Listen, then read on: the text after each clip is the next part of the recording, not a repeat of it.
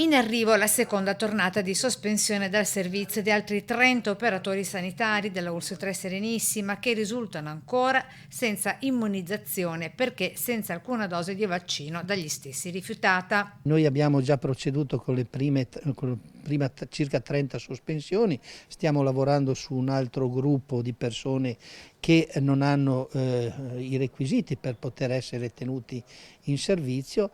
La nostra commissione insediata presso la sanità pubblica sta lavorando sia sul versante dei nostri dipendenti sia sul versante delle altre persone addetti in sanità che lavorano su privati o che lavorano in altre province. A fine luglio erano circa 500 i dipendenti della ULSS 3 non vaccinati, tra infermieri, OSS e medici, tra quest'ultimi diversi i medici di medicina generale. Da allora diversi quelli che hanno fatto dietro front, decidendo anche in queste ultime ore di tornare sui propri passi, ma il numero è da definirsi con esattezza. Quindi è un lavoro lungo, impegnativo, deve essere fatto con molta attenzione proprio per non ledere i diritti di nessuno. Il personale sospeso resterà anche senza stipendio fino al 31 dicembre di quest'anno, così come previsto dalla normativa nazionale in vigore.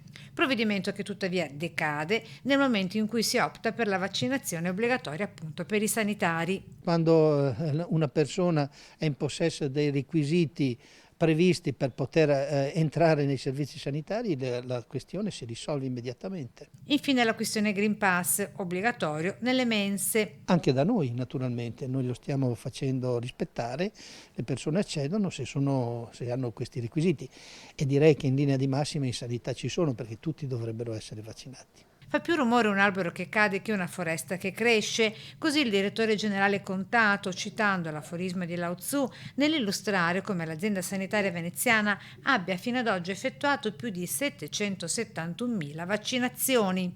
È una bella montagna di vaccini e questo ci consente di vivere abbastanza tranquilli.